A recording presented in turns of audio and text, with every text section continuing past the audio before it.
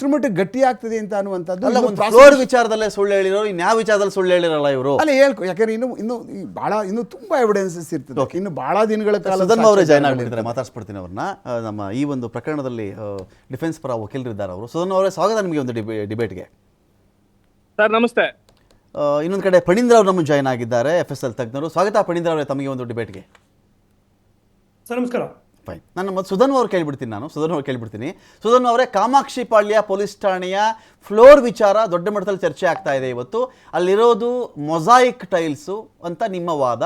But ಇವ್ರು photo ತೆಗೆದು ಕಳಿಸಿರೋದು ನೋಡಿದ್ರೆ ವಿಟ್ರಿಫೈಡ್ ಟೈಲ್ಸ್ ಅಂತ ಹೇಳಿ. ಕಾಮಾಕ್ಷಿ ಪಾಳ್ಯ ಪೊಲೀಸ್ ಠಾಣೆ ಒಳಗಡೆ ನಿಮ್ಗೆ ಹೋಗೋಕ್ಕೆ ನಿಮ್ಮನ್ನು ಬಿಟ್ರಾ ಬಿಡ್ಲಿಲ್ವಾ ಅಂತ? ಸರ್ ನಾನು ಇವಾಗ ಕಾಮಾಕ್ಷಿ ಪಾಳ್ಯ ಪೊಲೀಸ್ ಠಾಣೆಯಿಂದ ಒಂದು 10 ಮೀಟರ್ ದೂರದಲ್ಲಿದ್ದೀನಿ. ಇವಾಗ ನಾವು ಲಾಯರ್ಸ್ಗಳು ಎಷ್ಟೇ ಮನವಿ ಮಾಡಿದ್ರು ಕೂಡ ಒಳಗ್ ಹೋಗಕ್ ಬಿಡ್ತಾ ಇಲ್ಲ ನಮ್ಮನ್ನ. ಓಕೆ, ನಾನು ಕೇಳ್ಕೊಂಡೆ, ಅಲ್ಲ ರೀ ಒಬ್ಬ ಲಾಯರ್ ಏನು ಇದು ಪಬ್ಲಿಕ್ ಪ್ಲೇಸ್ ಯಾಕೆ ಬಿಡ್ತಾ ಇಲ್ಲ ಅಂದ್ರೆ, ಇಲ್ಲ ಸರ್ ನಮ್ಮ ಮೇಲಧಿಕಾರಿಗಳ ಆದೇಶ ಇದೆ, ನಾವು ಬಿಡಕ್ ಆಗಲ್ಲ ಅಂತ. ರೈಟಿಂಗ್ ಅಲ್ಲಿ ಕೊಡಿ ಅಂದ್ರೆ, ಇಲ್ಲ ರೈಟಿಂಗ್ ಅಲ್ಲಿ ಕೊಡಕ್ ಆಗಲ್ಲ. ಆಯ್ತು ನೀವು ಹೇಳೋದನ್ನ ವಿಡಿಯೋ ರೆಕಾರ್ಡ್ ಮಾಡ್ಕೊಂತೀರಿ ಅಂದ್ರೆ, ಇಲ್ಲ ವಿಡಿಯೋ ರೆಕಾರ್ಡ್ ಮಾಡಕ್ ಬಿಡಲ್ಲ ಅಂತ. ಇದರಿಂದ ಕ್ಲಿಯರ್ ಆಗಿ ಗೊತ್ತಾಗ್ತಾ ಇದೆ ಏನು ಆ ಟೈಲ್ಸ್ ಇದೆ ಅದನ್ನ ಮುಂದೆ ಚೇಂಜ್ ಮಾಡಿದ್ರು ಯಾವುದೇ ಸಂಶಯ ಇಲ್ಲ. ಈ ಕಾಮಾಕ್ಷಿ ಪಾಳ್ಯ ಸ್ಟೇಷನ್ ಇಂಡಿಯಾದಲ್ಲಿ ಇದೆಯೋ ಪಾಕಿಸ್ತಾನಲ್ಲಿ ಇದೆಯೋ ನನಗಂತೂ ಅರ್ಥ ಆಗ್ತಿಲ್ಲ. ಪಾಕಿಸ್ತಾನಗಾನ ವೀಸಾ ಸಿಕ್ಬಿಡತ್ತೆ, ಒಬ್ಬ ಲಾಯರ್ ಆಗಿ ಅದು ಕೇಸ್ ವಿಚಾರವಾಗಿ ಮೇಲ್ಗಡೆ 10 ಸೆಕೆಂಡ್ ಹೋಗ್ತೀನಿ ಅಂದ್ರೆ, ಇಲ್ಲ ಸರ್ ಅಲ್ಲಿ ಸಂಬಂಧ ನ್ಯಾಯಾಲಯದ ಆದೇಶ ಇದೆಯಲ್ಲ ಸುಧನ್ವ ಅವ್ರೆ, ಆದೇಶ ಪಡ್ಕೊಂಡಿದ್ದೀರಲ್ಲ ನೀವು, ನ್ಯಾಯಾಲಯ ಹೋಗ್ಬೋದು, ನೋಡ್ಬೋದು, ಪೊಲೀಸ್ ಸ್ಟೇಷನ್ ಸಾರ್ವಜನಿಕರಿಗೆ ಸೇರಿದ್ದು ಅಂತೆಲ್ಲ ಇದೆಯಲ್ಲ, ಅದರಲ್ಲಿ ನಿಮ್ನಾರು ಅಡ್ಡಿಪಡಿಸೋಂಗಿಲ್ಲ ಅಂತ. ನ್ಯಾಯಾಲಯ ಏನ್ ಆದೇಶ ಮಾಡ್ತು ಅಂದ್ರೆ, ಅದು ಪಬ್ಲಿಕ್ ಪ್ಲೇಸ್ ಇರೋದ್ರಿಂದ ಮೌಖಿಕವಾಗಿ ಹೇಳಿದ್ದು, ಅದು ಸ್ಪೆಷಲ್ ಆದೇಶ ಬೇಕಿಲ್ಲ, ನೀವ್ ಯಾವಾಗ ಬೇಕೋ ಹೋಗ್ ಬನ್ನಿ ಅಂತ ಹೇಳಿದ್ರು.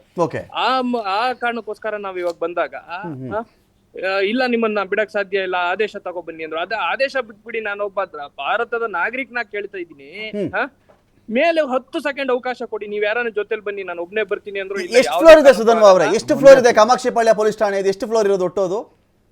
ಕಾಮಾಕ್ಷಿ ಪಾಳ್ಯ ಪೊಲೀಸ್ ಠಾಣೆಯಲ್ಲಿ ಗ್ರೌಂಡ್ ಮತ್ತೆ ಫಸ್ಟ್ ಫ್ಲೋರ್ ಇದೆ. ನಾನು ಮಾಧ್ಯಮ ಮಿತ್ರರಲ್ಲಿ ಮನವಿ ಮಾಡೋದೇನು ಅಂದ್ರೆ, ನಮಗೆ ಸತ್ಯ ಬೇಕು. ಈ ಒಂದು ಡೆಮೊಕ್ರೆಟಿಕ್ ದೇಶದಲ್ಲಿ ರೂಲ್ ಆಫ್ ಲಾ ಇರೋ ಕಡೆ ಒಬ್ಬ ಸಾರ್ವಜನಿಕನ್ನ ಪೊಲೀಸ್ ಸ್ಟೇಷನ್ಗೆ ಅಲೋ ಮಾಡಲ್ಲ ಅಂದ್ರೆ ಯಾವ ಅರ್ಥನೋ ನನಗೆ ಗೊತ್ತಿಲ್ಲ. ನಾನ್ ನಿಮ್ಮನಲ್ಲಿ ಕೇಳ್ಕೊಳೋದೇನು ಅಂದ್ರೆ, ದಯವಿಟ್ಟು ನೀವನ್ನ ಹೋಗಿ ಪರಿಶೀಲನೆ ಮಾಡಿ, ನಾವ್ ಹೇಳ್ತಾ ಇರೋದು ಸತ್ಯನ ಸುಳ್ಳು ಅಂತ.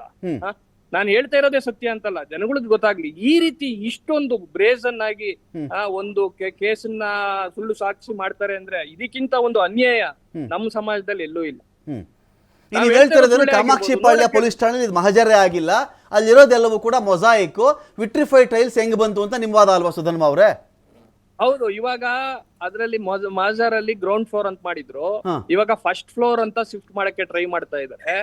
ಅಲ್ಲಿ ನನ್ನ ಪ್ರಕಾರ ಮೊಸಾಯಿಕ್ ಟೈಲ್ಸ್ ನ ಈ ಮಧ್ಯದಲ್ಲಿ ಚೇಂಜ್ ಮಾಡಿದ್ರು ಯಾವ ಸಂಶಯ ಇಲ್ಲ. ಯಾಕೋ ನನಗೆ ಇದನ್ನ ಮಾಡೋದ್ ನೋಡ್ತಾ ಇದ್ರೆ, ಸಿಸಿಟಿವಿ ಫುಟೇಜ್ ಕೊಡಬೇಕು ಅಂತ ಹೇಳ್ತಾ ಇದ್ರಲ್ಲ ನ್ಯಾಯಾಧೀಶರು.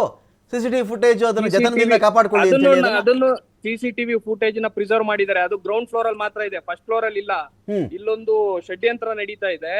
ಇಲ್ಲಿನ ಇನ್ಸ್ಪೆಕ್ಟರ್ ನಾಗೇಶ್ ಅವರು ಪಾಪ ಒಳ್ಳೆ ಮನುಷ್ಯ ಇದ್ದಂಗಿದ್ದಾರೆ, ಬಟ್ ಅವರು ಕೂಡ ಹಿರಿಯ ಅಧಿಕಾರಿಗಳು ಮಾತು ಕೇಳ್ಕೊಂಡು ಇದ್ರಲ್ಲಿ ದೊಡ್ಡ ಸಂಚಿದೆ ಅನ್ನೋದಂತೂ ಮೇಲ್ನೋಟ ಗೊತ್ತಾಗುತ್ತೆ. ನಾನ್ ನಿಮ್ಮನ್ ಮನವಿ ಮಾಡೋದು, ನೀವೊಬ್ಬ ಜವಾಬ್ದಾರಿ ಪತ್ರಕರ್ತರಾಗಿ ನೀವೇ ವಿಸಿಟ್ ಮಾಡಿ. ನಮಗ್ ಬೇಡ, ನಿಮ್ಗಾನ ಬಿಡ್ಲಿ, ನೋಡಿ ಏನು ಗೊತ್ತಾಗ್ಲಿ, ಜನಗಳಿಗೆ ಸತ್ಯ ಬೇಕು. ಯಾಕೆಂದ್ರೆ ಈ ಪ್ರಕರಣದ ರಾಜ್ಯದ ಪ್ರತಿಯೊಬ್ಬ ಜನ ಕೂಡ ಇದನ್ನ ನೋಡ್ತಾ ಇದ್ದಾರೆ. ಈ ಕೇಸಲ್ಲಿ ಇಷ್ಟೊಂದು ಅನ್ಯಾಯ ಮಾಡ್ತಾ ಇದ್ರೆ, ನಾವು ಒಬ್ಬ ಒಂದು ರೆಸ್ಪಾನ್ಸಿಬಲ್ ಪರ್ಸನ್ ಆಗಿ ಇದನ್ನ ಸಹಿಸ್ಕೊಳೋದು ಹೇಗೆ?